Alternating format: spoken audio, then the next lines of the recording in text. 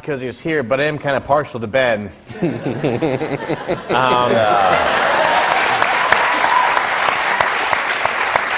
natural. He gets to say some of the darndest things. That's a spin-off. Yeah. Ben says the darndest things. You get Cosby. And Yeah. You. He moves in with a single mother and her child, and The kid's having He's trouble the one- at school. he's the Ben one the goes kid in, has to kills win the over. teacher. And Damon, do you have a favorite? It's You can't say they're all your favorites. Yeah, I'm not going to say they're all my favorites, and the honest answer is the cop-out answer, which is it really changes. I mean, I do think that it's that thing of there's a reason that you don't eat your favorite food every day, that you have 15 favorite foods, and in this case, one of the things that we've written, and broken 121 hours of the show, and the reason that every morning we wake up and we're excited to do it is because we get to write, we haven't written a Hurley episode this season yet, and so it's, that time for that period of 10 days while we're breaking that episode, Hurley is everybody's favorite character. So, it really happens that way, and, there are sort of shifts and ebbs and flows in it all, and obviously it would seem that Carlton and I tend to have our names on like a lot of Desmond scripts, and Eddie and Adam maybe have their name on a lot of Hurley scripts, but because we write every episode together communally in the writers' room, it's really totally impossible to choose. But our least favorite characters are the ones we've killed. I'm joking. Mostly. Yeah, I mean, I echo everything that Damon says. Although it is absolutely delicious to write for Ben. I mean, Michael is he always does something unexpected with the words in a way that's really so. As a writer, you kind of have a version of the scene in your head, and you hear it, and then when Michael does a scene, there's always sort of an extra spin, and that's kind of a rare thing as a writer to get something back better than how you heard it in your head, and Michael always does that. And so, writing for Ben, and Ben is such a great character because he has, so many dimensions to him. I mean, it's extraordinary how much, I mean, if you think of, it's such a testimony to Michael's talent as an actor that, he's made this character so sympathetic despite all of the kind of misdeeds that have occurred over the course of the show. And so I love writing for Michael.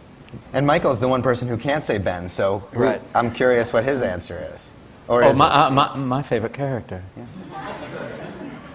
Well, there's so many. But I was always kind of partial to Mr. Echo. Yeah. He had a...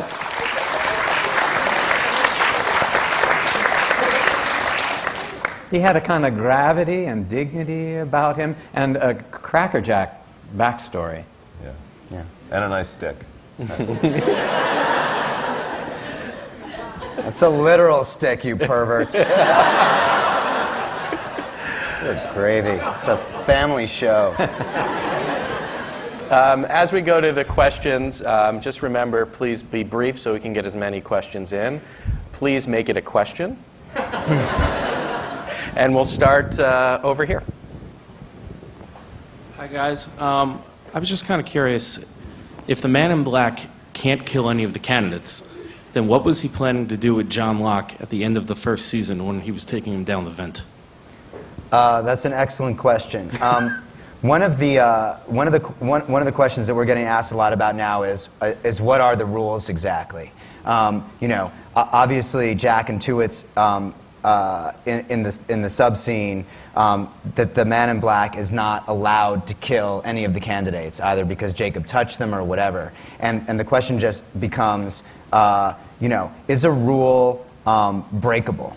And the idea that the smoke monster was pulling Locke down into the ground, you're intuiting that it was its intention to kill him, but that might not be actually what its intention was. What we were trying to illustrate in that episode about what the smoke monster's intention was is that Locke was about to give this big speech on how he thought everything was happening for a reason, based on this idea that he looked into the eye of the island and the island was beautiful. What if that same thing that he thought of as beautiful turned on him? Would he be able to keep his faith, or would his faith be challenged? So, this is a very fancy way of not answering your question at all, but I have been talking for at least 40 seconds, and we're now ready to move on.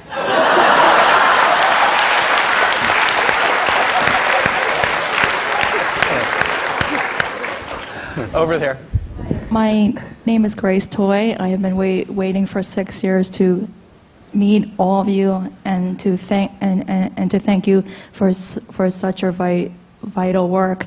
Your work has helped me rethink my questions of faith and God, and has helped me return to church. So you have been all of you have been a huge blessing on my life. My question is, can you share briefly on how your views of faith and God has changed with the show? Thank you so much, and you guys are fierce, and I love you. Thank you. Thanks, Grace.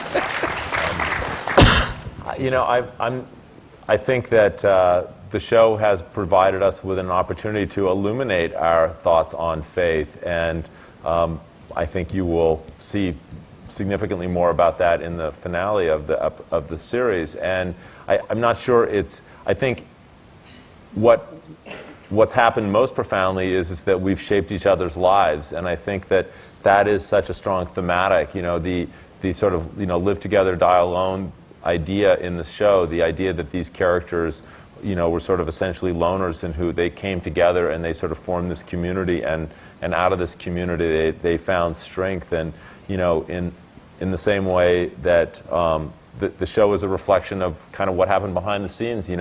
We worked together with 425 people on the show, and I think we all sort of lifted each other up, and we loved each other, and we collaborated on this thing that we all cared about so intensely. And I think that, for us, that's what matters in life is finding people to love and to share your experience with, and finding people who lift you up in this world.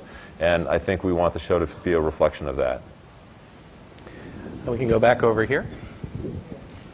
So now that Widmore's dead, it's probably safe to talk about him and talk about his intentions. So is he Because planning? he can't hear us.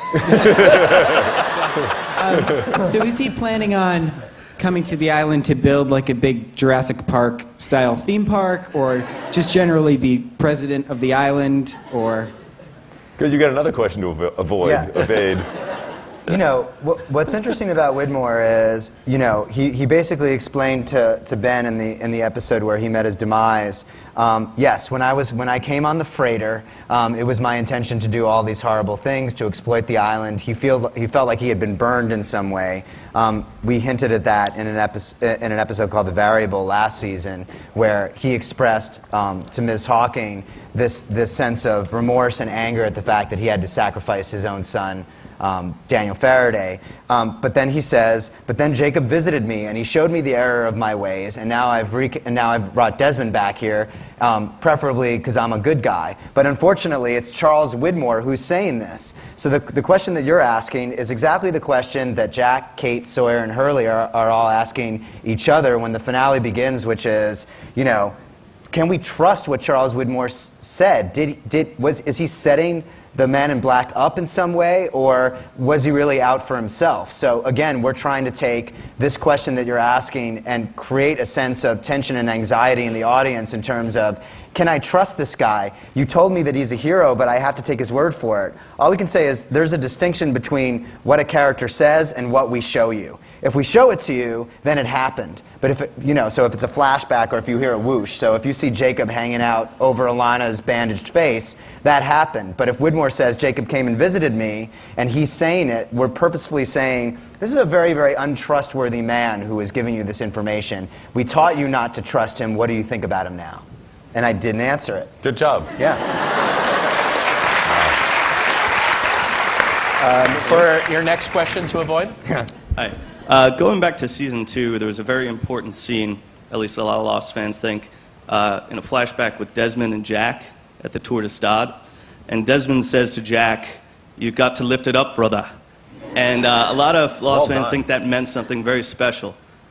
Did it? And will it have any effect in the finale coming up? Well, I mean, that is not a question. That is another question that we cannot answer, honestly. I mean, unfortunately, it's a good question to be asking, and I think that that is something that will be. You will not walk away from the finale disappointed. Let's just say that you'll